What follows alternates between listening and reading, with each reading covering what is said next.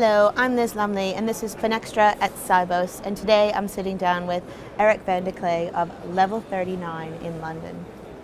So Eric, you were a part of the Startup Challenge here at Innotribe at Sibos. How did you find it this year? It was very exciting. It was even better than I expected because I had a hard job deciding who to vote for. And that's good, I suppose. In a way, that's really good. It means that it's been well curated. And the kind of innovation that we're seeing is the kind that will either help the banks become more efficient or actually potentially drive new revenues for them. So it was terrific. I really enjoyed it. So what is your opinion of the eventual winners? Were both of them on the top of your list? Yeah, of course. But there were two actually winners, and I thought they were very interesting. So Kleij from New Zealand, a new personal peer-to-peer payment system. Very interesting thinking about personal, me-to-you, peer-to-peer payments and how that can be done more efficiently. Certainly worth a look. That was Kleij. Really enjoyed that.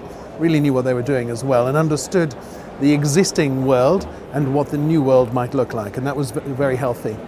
And then in the more established companies kind of bake-off competition, pitch competition, Warratec won. Warratec's an interesting one because it's such an impactful thing that they've done, which is very technology-based. This, containerization of Java. What does that mean? Well, it basically means to banks that everything that's written in Java can now be transported and moved to a new, secure, cloud-type environment. And it just massively enabling in that respect. So what was really good is that it won because it meant that the people in the room understood the relevance of why it needed to win. So that was good. I mean, yeah, a lot of people were talking about the happiness project at Innotribe. You don't often put happy and banking together. What did you think of that? So I'm just so impressed at Sibos and Innotribe for putting on something like a speaker that is talking about happiness and measuring happiness. Now, we've had people like David Cameron mention the importance of measuring happiness of your population. But it's a factor that the banking industry and financial services industry could certainly embrace. And so they're actually doing a workshop at the moment. They're creating some virtual countries and they're figuring out how you can dashboard and measure. What factors could you measure to measure the overall happiness of, say, a country? Now, when you translate those experience and workshops into what it might mean for financial services, well, it means that you would have better relationships with your clients. And if they're happy, or even content, it might mean that you might get more clients and you might have a better lifetime value from them. And especially as you want to introduce more products and services.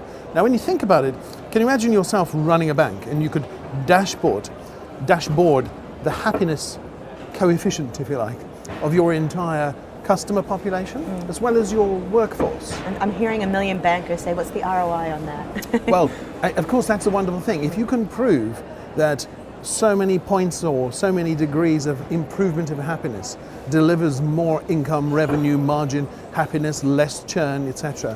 Well, then the banks will, the good thing about banks is they understand return value, and if you show them that there is a return on investment for that, they'll certainly consider it. Now, of course, you're in charge of the Level 39 fintech accelerator space in London.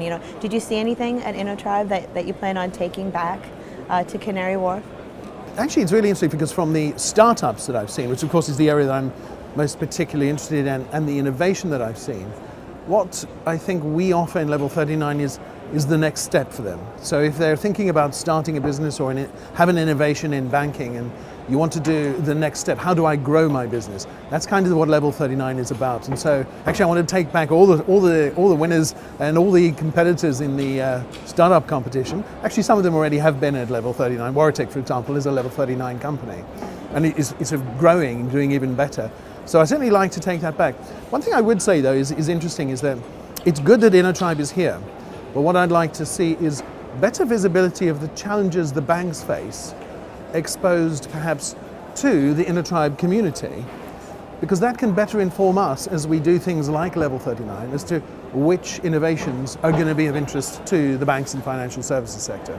Yeah, no, I think that's a very good point. I think sometimes there's a lot of why can't banks do this, and then the other side, well, those two people need to come together and inform each other. Yeah, I mean, I know that they have these, the Innotribe has this panel of advisors who voluntarily, and they're from the banking sector, feed into the strategies and themes that they should work on.